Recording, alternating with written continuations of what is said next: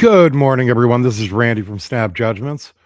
First off, sorry for the late start this morning. I was trying to burn the candle at both ends last night and ended up getting a late start this morning as a result. Related to that, however, some exciting announcements. Now, last night I got into a panel on draft professors talking about Senior Bowl prospects. You can find that on the Professors page here on YouTube, and I also streamed it to my page. We had a great discussion that covered a lot of prospects in mobile this week vying for draft position. This weekend, I'll have a guest on, fellow draft professor Matt Chabot, Chiefs fan, Maryland student, and fellow draft nerd. We'll talk about overall winners of the Senior Bowl this week. And February's 12th and 13th, I'm scheduled on Draft Professors. One to just talk Patriots draft stuff, and one where I'll be hosting a 3-round mock with the same guy that's going to be on my podcast this weekend, Matt Chabot. So those are some exciting announcements. Getting a little bit more involved in the Draft Professor page and group there. It's a good group, 110 draft professors, all focused on the NFL draft. So good episodes, good videos coming at you, piling some more stuff up.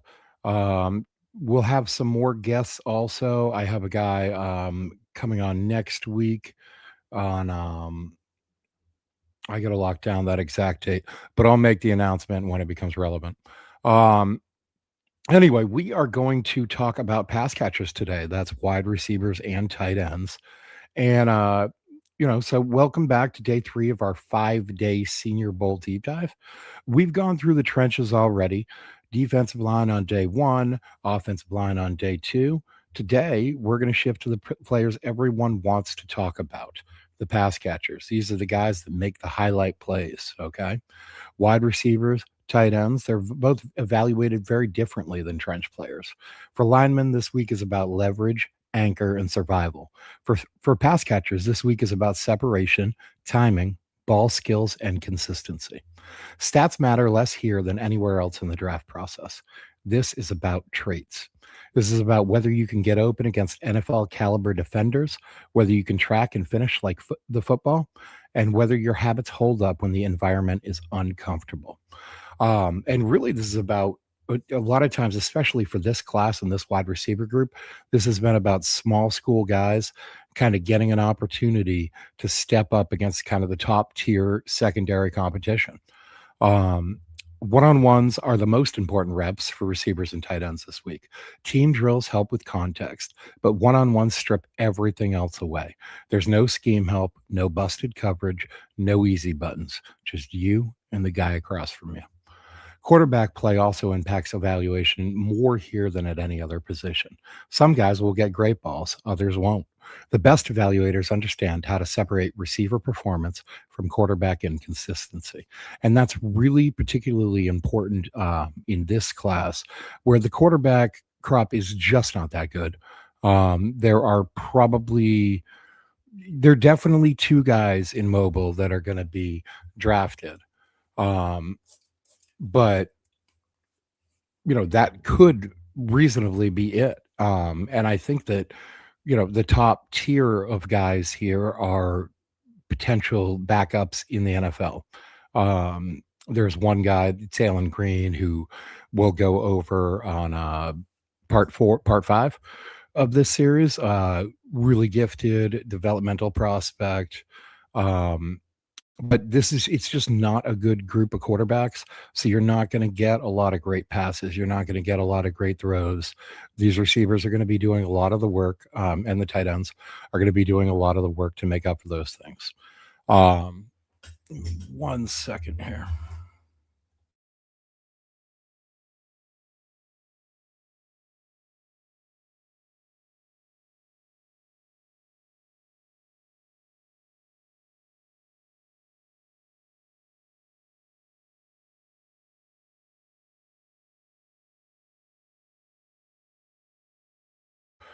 All right. Sorry about that. I had to grab a sweatshirt. It's chilly this morning. I will say with my late start, I appear to have found the sweet spot. My cats seem to think that 10 a.m. is their nap time. So this actually might work out going forward.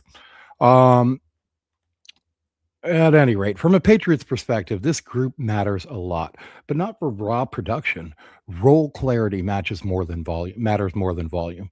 Can you be a big slot, a possession receiver, a sacrificial X, a returner, a mismatched tight end, maybe an H back? This is where traits show up fast and where bad habits get exposed.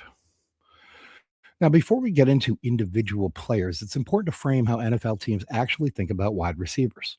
Receivers fall into archetypes: X receivers, Z receivers, slot receivers, gadget players, and hybrids. Not everyone needs to be a star. And we know that better in New England than anybody, right? We do not typically gravitate towards the star wide receiver, and we just haven't seen our biggest successes as a franchise when we have. Um, Most receivers in the league are role players, and the Senior Bowl is where these roles start to crystallize. Separation beats contested catches at the NFL level. You can survive on contested catches in college, but you can't live on them in the pros. Size matters, but play strength and technique matter more. Hands and arm length still matter. Catch radius matters. And for day three receivers, special team value often determines whether you dress on Sundays or not. Now, before I get into the prospects here, do a quick coffee corner this morning. Got Folgers in my cup again. It's you know, not exciting, but reliable and it works out.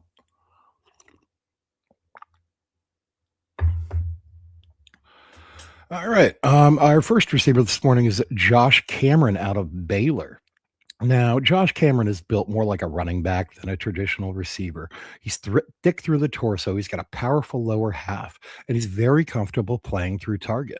Add to that the fact that he wears a running back number 34, and he's confused a lot of talent evaluators at the Senior Bowl this week who take a quick glance and think they're seeing a big running back. At Baylor and again here in Mobile, Josh Cameron has shown outstanding contested catch ability. He caught 60% of his contested targets this season, and that's carried over to practice. When the ball is in the air, 50-50 balls are not really 50-50 with him. They're his. The Baylor offense runs a limited route tree compared to what he'll be asked to do in the NFL, so there's going to be coaching involved. He's not a finished product as a route runner.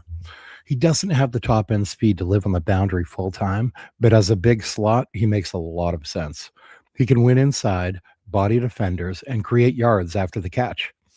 Ball security is a concern for Cameron. He's had fumbling issues, and that can cancel out yak value real fast if it doesn't get cleaned up. Put simply, I mean, if that's where you're going to live, if that's what your values are going to be, yards after the catch, being able to plow through tacklers, that sort of thing, you need to figure out how to hold on to the ball, okay? Now, he's been mentioned by Senior Bowl observers every single day as a standout. He's also an excellent run blocker for a receiver, and he enjoys it. He flattens defenders. That's something we value highly here in New England. He's also an excellent punt returner at Baylor. There's some real versatility here.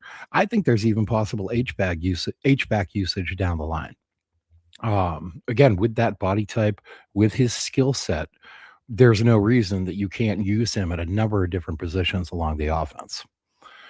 Moving right along, wide receiver number 2 is something of a local kid, Lewis Bond out of Boston College.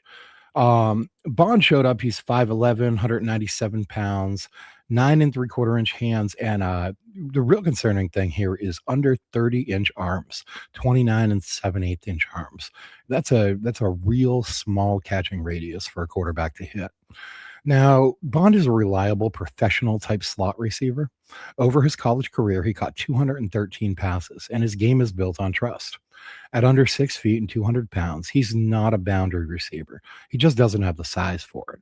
But he wins inside with technique, timing, and toughness.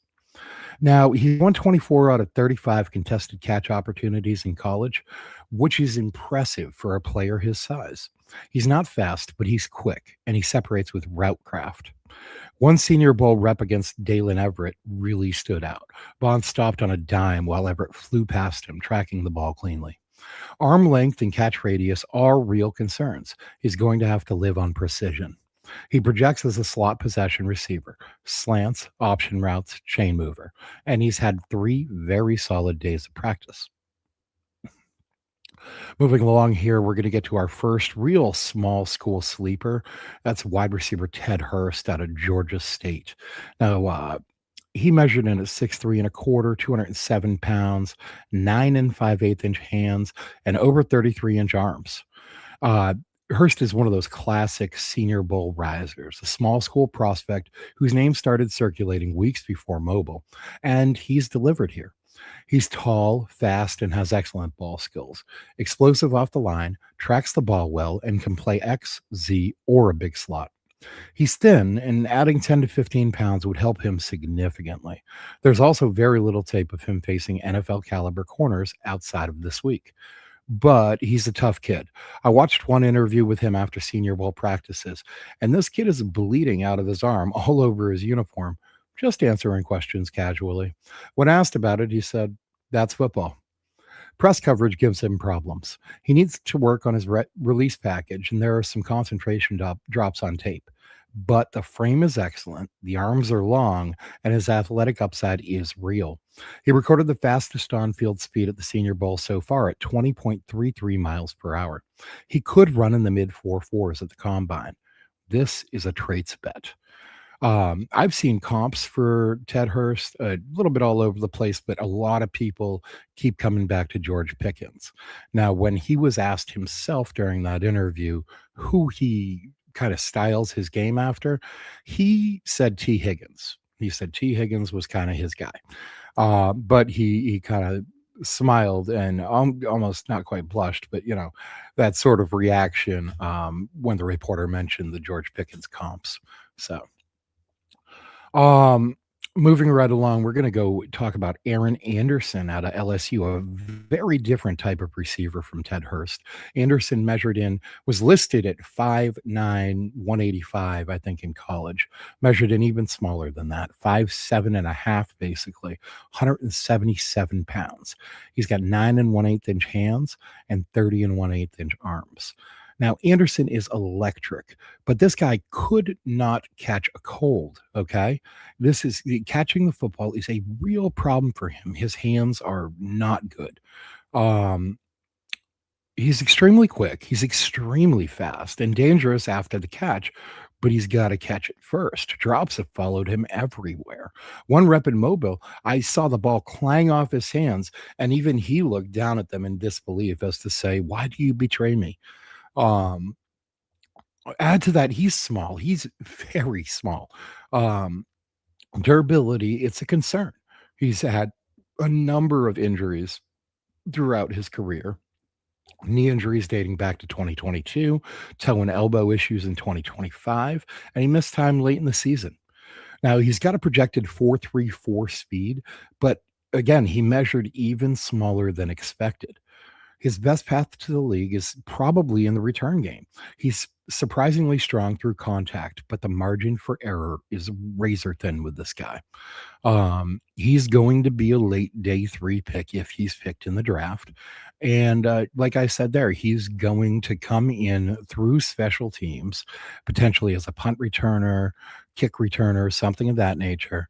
And he'll have to earn playing time through that role. And if he does, you're obviously not going to see this guy outside of the slot. Like, he cannot play on the boundary, probably not even in college, really. But that's going to be kind of the ceiling for him. So again, late day 3 pick, possible priority UDFA, that sort of range for Aaron Anderson. Still a very interesting guy, especially if you're looking for, electricity in the return game. Moving right along, we're going to talk about Malachi Fields out of Notre Dame, measured in at 6'4", 218, with 8 and 3/4 inch hands and 32 and a half inch arms. Now, Malachi Fields has been one of my favorite prospects in this entire draft cycle, going back to last summer scouting, and this week in Mobile only reinforced why. He's a big-bodied receiver who wins in the areas that actually matter on Sundays: contested catches, leverage, body control, and reliability in traffic. At the Senior Bowl, Fields put together one of the most complete weeks of practice among any pass catcher. He made highlight reel grabs, consistently won against top tier cornerbacks, and maybe most importantly, showed more nuance as a route runner than many evaluators expected. That was a big question coming into the week, and he answered it. Physically, Fields is an interesting evaluation. He's tall, broad shouldered, and built to handle contact with adequate arm length. But his hand size is very small for his frame, coming under 9 inches. That's a number that jumps out on the spreadsheet phase of evaluation. Normally, that would raise immediate concerns about drops and consistency. But here's the thing: Fields doesn't struggle with drops. If he did, the hand size would be a major red flag. Instead, it becomes more of a curiosity than a disqualifier. Where Fields really separates himself is in high leverage situations. He understands how to shield defenders with his body, attack the football at its highest point, and finish catches through contact. In the red zone, especially, he's a problem. That's one of the main reasons I've liked him so much as a potential fit in New England.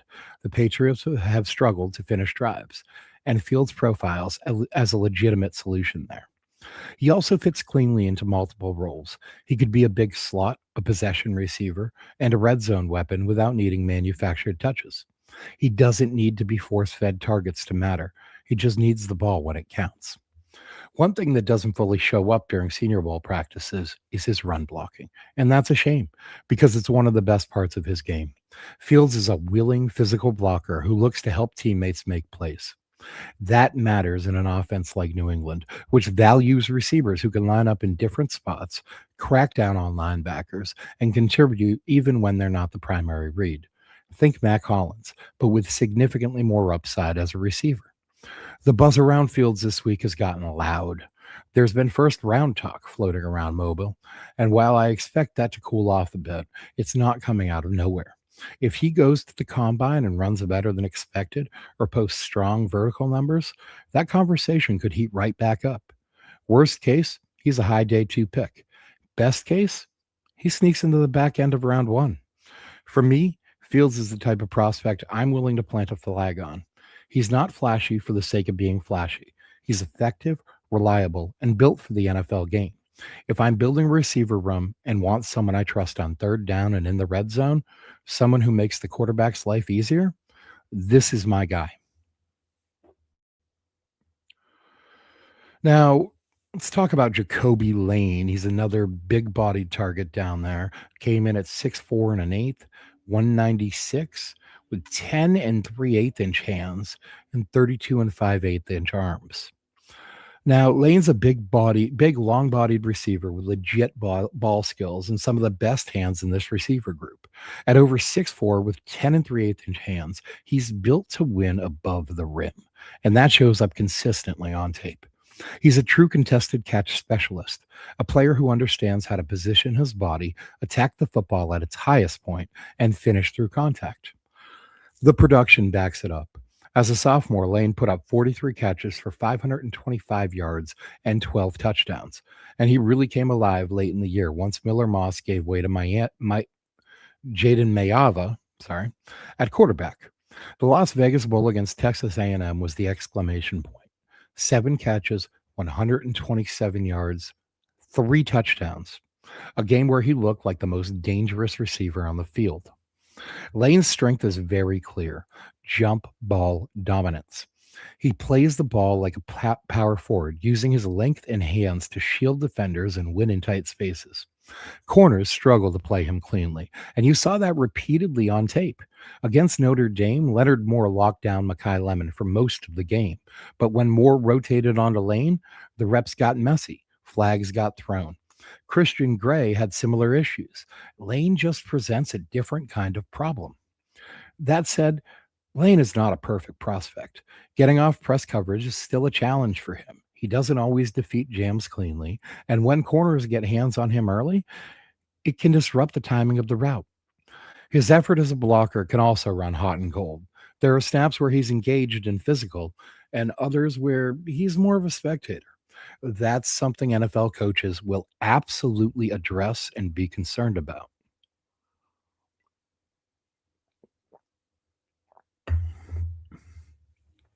What intrigues me with Lane is the projection. Lane doesn't need to be a volume receiver to matter. He profiles as what New England fans would call a sacrificial X, a receiver who might only get 3 to 5 targets a game, but those targets are high leverage. Third downs, red zone fades, and deep sideline shots. Think Kayshawn Booty, but 4 inches taller, longer, and better in contested situations. There were moments watching USC when I genuinely asked myself, is Lane the best receiver on this team? Lemon is the more dynamic player overall, but Lane brings something different, something harder to defend in certain matchups. He even flashed a little yak ability at times. Not a lot of wiggle, but just enough strength and balance to fall forward and steal extra yards. From a Patriots perspective, Lane makes a lot of sense on day two. If New England doesn't go receiver early, he's exactly the type of target I'd be circling in round two or maybe round three if he falls that far. He fits a clear role, addresses red zone issues, and brings a physical dimension this offense has lacked. The blocking effort needs to improve, but that's the kind of thing that can change quickly when you're in a room with veterans like Mac Hollins and Stephon Diggs setting the tone. Lane isn't a finished product, but he doesn't need to be. He's a role player with real impact potential, and those guys get drafted earlier than people expect. Moving along here, our seventh wide receiver is Caleb Douglas out of Texas Tech. He measured in at 6'3 and a quarter, 198 with 9 5/8 inch hands and 33 and an eighth inch arms. Now, Douglas is a classic big bodied possession receiver with a build that immediately draws your eye. At over 6'3 with 33 plus inch arms, his catch radius is enormous, and that shows up both on tape and in practice settings. What stands out with Douglas is how smooth he is for his size. He's not a stiff, lumbering big receiver. He's fluid in and out of breaks, runs routes with a good understanding of spacing, and consistently presents a friendly target for quarterbacks. Especially in the red zone, his ability to shield defenders and win above the rim makes him a natural jump ball option. He doesn't have elite top end speed, and that's going to matter to some evaluators more than others. He's not a guy who's going to consistently stack corners and run away from coverage. That puts pressure on his route precision, physicality, and timing to win at the next level. One of the big evaluation questions for Douglas is physical development. If he can add 10, maybe 15 pounds in an NFL strength program without sacrificing quickness, his projection changes dramatically. If not, he may be limited to a Z receiver role rather than a true boundary X. This is a player whose combine numbers will matter more than most.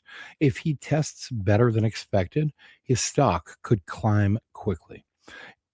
If not, he likely settles into a day three range as a possession receiver with situational value.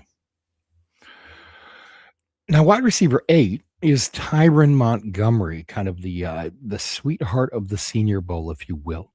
He comes to us out of John Carroll University, measured in at 5'11 and 3/4, 3/8, 190 pounds with 9 inch hands and 31 and 3/4 inch arms.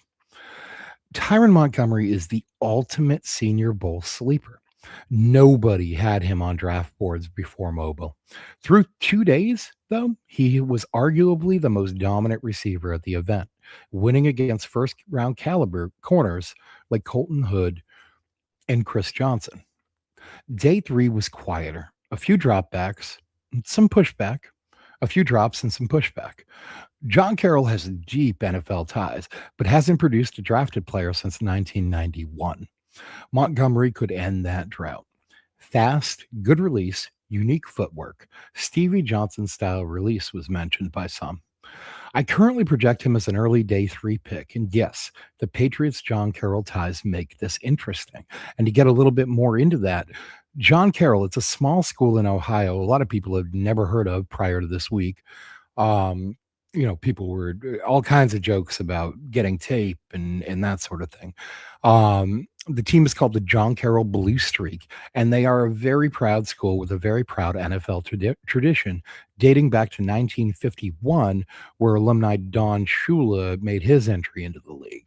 Now, the entire Shula dynasty kind of sprung off of that. His son graduated from there as well, but is just a smattering of coaches, personnel, front office guys, scouts throughout the league that are John Carroll alumni. So I would expect some of those guys to already have kind of the goods on Tyren Montgomery. This impacts the Patriots, as I mentioned, specifically because the Patriots are full of John Carroll alums, starting at the top with offensive coordinator Josh McDaniels. Then you go to QB coach Riley Larkin, and then you talk about Alex Boone, who is an area scout for the Patriots, I believe the southeast area, maybe. Um, so, I mean, my thought process on that is, uh, the scout probably had some sort of line on John Carroll here, and it would be an easy sell job up the line.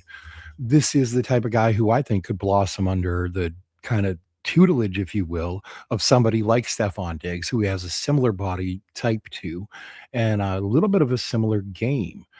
Um, so he's a guy. He's really excited people down there in Mobile this week. Now, this is a good moment to zoom out on the wide receiver group as a whole. At the NFL level, separation is king. Contested catches are great. They're necessary, even. But if separation is your primary weakness, you're already playing uphill. The receivers who consistently earn playing time early are the ones who get open on time, not the ones who make highlight catches once a quarter. And that is true. There's a lot of comparison between some of the guys in this class, like Caleb Douglas, Malachi Fields, and Jacoby Lane. Um, you can find positive comparisons, but then you also go to the other side of that and look at the Keon Colemans of the world and think, this could end poorly. There's definitely a low floor, but there's a high ceiling with some of these guys. Hands and catch radius still matter, but context matters too. Big catch radius can mask separation issues. Smaller receivers need elite timing and precision.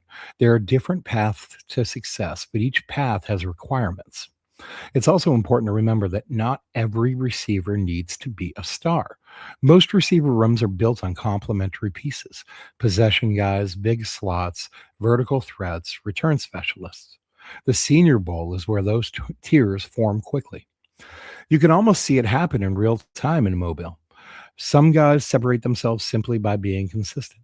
Others slide because the flaws become harder to hide when the competition evens out. And you can see something like that, like I said, in Aaron Anderson, just hands of absolute stone. And they become really highlighted. I mean, so do the positive parts of his game, the speed, the quickness, separation ability, etc.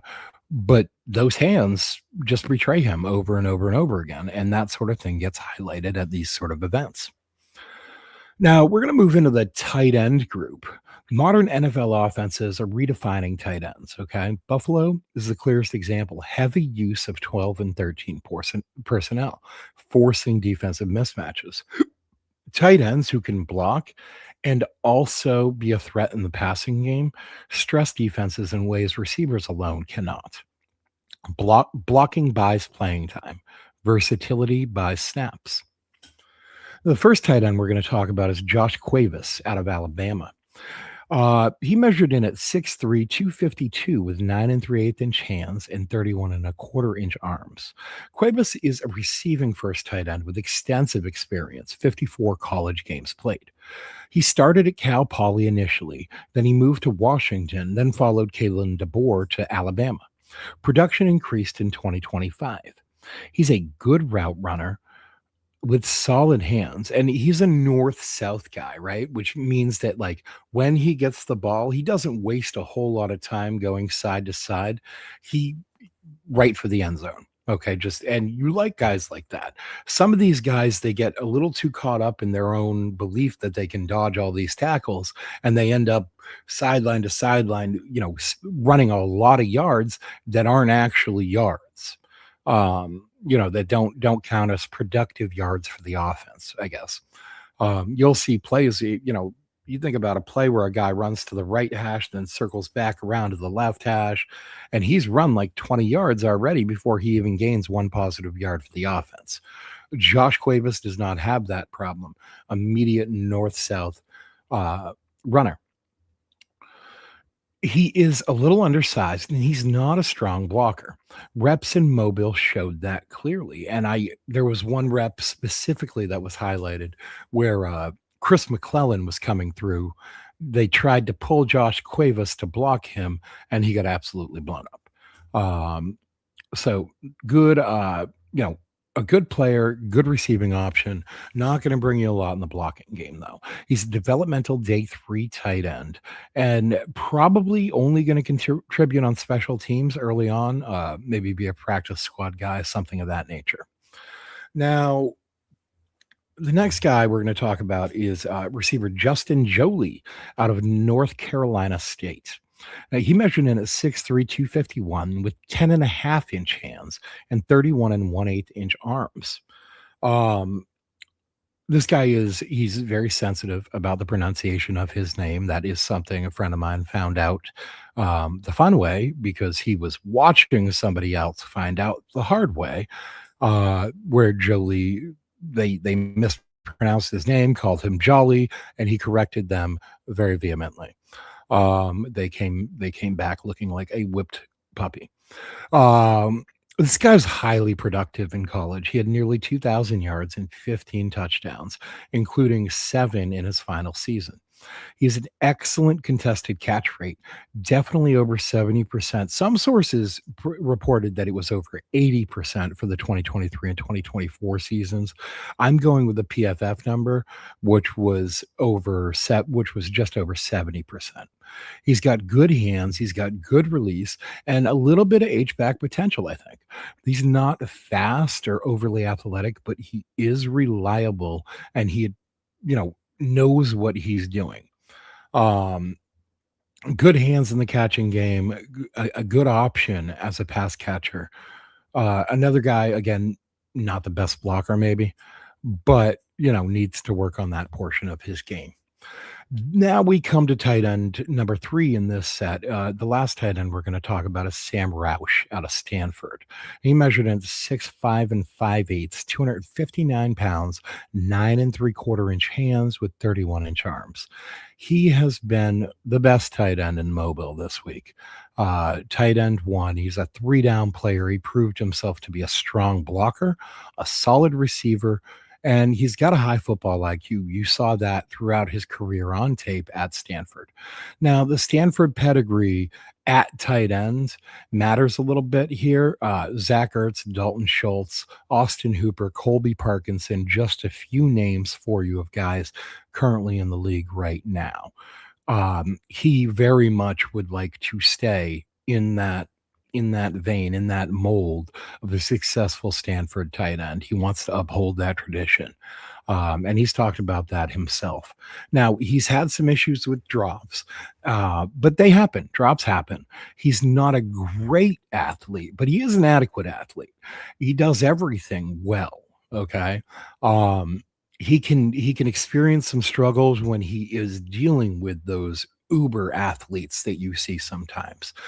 But despite that, right now, a top 50 pick would not surprise me, and I definitely expect him to be off the board by the end of day 2. I think that he is a sleeper in this class. I think he's probably going to be my favorite tight end.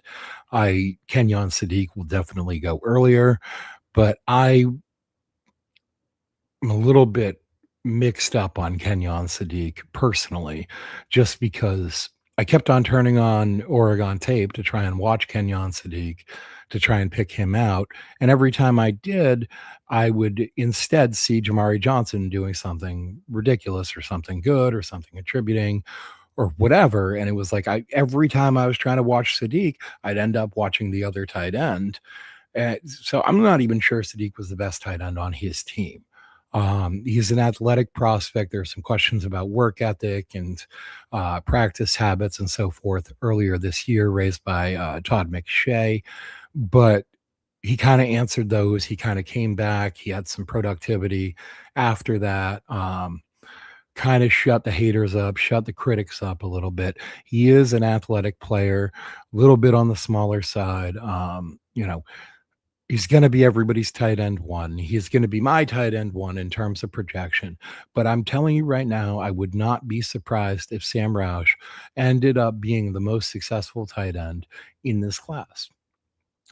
Just a guy who can do everything, who you can put out there on any down, and he's gonna help you out. Tight end, it's one of the slowest positions to develop in the NFL, and that's why patience matters so much in the evaluation. You rarely see rookie tight ends up until recently with Brock Bowers making a real impact in their rookie year. And then we saw it again this year with Warren and Loveland. So that might be becoming just more of a thing, and maybe these guys are gonna be making a quicker transition in the coming years, but right now, there's a lot more history that says be patient with tight ends than expect immediate results. Now, blocking buys playing time, full stop. Tight ends who can hold up in line will see the field, even if they're limited receivers early. Conversely, tight ends who can only catch but can't block often struggle to find consistent snaps unless they're special athletes. What teams are really looking for now are complete tight ends, players who don't tip plays based on alignment, guys who can block on one snap, motion into the slot on the next, and threaten the seam on the third down. That versatility is why tight ends tend to rise late in the process. Coaches fall in love once they see how these players fit into real offensive structures. From a Patriots perspective, this matters a lot. Historically, New England has valued tight ends who understand leverage, angles, and assignments, not just raw athleticism. Reliability, intelligence, and willingness to do the dirty work matter here. Now, this pass catcher group is deep, but it's not particularly top heavy. There are role players everywhere, big slots, possession receivers, red zone specialists, developmental athletes. What's missing is a clear, no doubt, elite separator at the top. And that pushes teams to think more carefully about fit and usage. And this is more talking about the Senior Bowl group specifically. The wide receiver group in this particular draft class, I do think is very strong. I think you've got a lot of representation at the top. Jordan Tyson, if medicals check out, Carnell Tate, Makai Lemon, Denzel Boston. That's just four names off the top of my head that could go in the first half of the first round. Then you're talking about guys like Casey Concepcion, and you see guys from this list start to pop up in the potentially late round one, early day two, definitely somewhere on day two type of conversation with Malachi Fields, Jacoby Lane, guys like that. I think that this is both a top heavy and deep wide receiver group that I've really liked since summer scouting. I know early in the college season, a lot of evaluators were out on this wide receiver class. Me, I looked at it and I always saw uh, multiple groups, like no matter what you want, there's something of that in this class. You could find it in this class if you want. Do you want a big guy? Do you want a long, deep threat like Jacoby Lane? Do you want a big possession receiver, big slot like Malachi Fields or Caleb Douglas? Do you want a little guy who can do some work inside? The Aaron Andersons of the world, or the uh, who was the other guy that we just talked about there? Tyren Montgomery kind of fits into that mold. Lewis Bond is the name I was looking for. But the Lewis Bonds of the world. Do you want a red zone threat? Do you want, whatever you want, you can find it in this class, because there are several groups of 4 to 6 players, let's say, that fit into each archetype. And I think that they can all be contributors in the NFL pretty quickly. Um, Now, small school players help themselves this week. Mobile continues to be one of the few environments where those prospects get to prove they belong on the same field. And Mobile has done an excellent job at finding some of these small school prospects. We talked about 2 of them today with Tyren Montgomery and Ted Hurst, but there are others also. Ndame Tucker comes to mind. He's a sack artist out of Western Michigan. And there were a few others sprinkled in. Um, throughout this process, guys we'll talk about in the coming days, guys we've talked about in the past couple days, and a few other guys that you can find littered throughout the roster that are just small school guys that come here, make an impact, and all of a sudden become not a household name, but a well-known name within the draft community. Um, Several players, they boosted their stock simply by showing consistency, right? Others, particularly speed-dependent players, need confirmation in Indy. From a draft economic standpoint, this group here, the Senior Bowl, is largely a day 2 and day 3 receiver class. Teams that understand roles and don't chase production will come out ahead. For the Patriots specifically, this is about building a functional room, not chasing a wide receiver one at all costs. Blocking effort, versatility, and football intelligence will matter as much as raw athletic upside. Day 3 in Senior Bowl practices yesterday mattered, and it's only going to matter more as the process continues. Now, tomorrow we're going to continue this series. Today is Friday. Tomorrow I'm going to try and continue this series in the morning, in the afternoon. But what I'm going to do with the morning show is we're going to have that guest in, Matt Chabot, and he and I are going to talk about Senior Bowl winners across the roster, from every position group throughout the entire week. The Senior Bowl itself happens at 2:30 tomorrow, so this is going to be probably one of your last opportunities to really hear about any of the guys that you might see playing in that game prior to the game itself actually kicking off. I strongly encourage anybody to tune in. It's going to be a lot of good information, a lot of good talk about some of these players. I know Matt himself has gone to school with at least 2 of the guys that were in the Senior Bowl this week. And so he's a really interesting guy to talk to. He's got some different perspectives, different things he values than what I do, and that's what I like, bringing in somebody who it's like you see the same guy and you see different things, right? You see different limitations, a different ceiling, different possibilities than I do. And, I think bringing that to you guys as listeners, it brings a new perspective and a real opportunity for some productive discourse. So, tomorrow afternoon or the next time I come back to you with this Senior Bowl prospect series, I may wait until Monday to finish it out. That'll be secondary. It's corners and safeties. They swing evaluations fast. One-on-ones at this Senior Bowl event matter more than ever. Today was part 3 of 5. The next will be part 4 of 5. Then we'll wrap up with everything we haven't touched on before we start getting into some real Super Bowl prep. Patriots fly out to San Francisco on Sunday. We should be ready to really hit the Super Bowl preview hard by probably Tuesday or Wednesday. Again, like I said, there just wasn't any point in previewing the same game for 2 weeks. We're going to go heavy draft mode for about a week and a half of that 2-week break, and we'll come in hard on the game itself with some predictions, previews, keys to the game, these sorts of things over the course of Wednesday, Thursday, and Friday. All right. I'll see you guys then. Subscribe to Snap Judgment so you don't miss a beat. This is Randy. Thanks for showing up. We'll see you next time.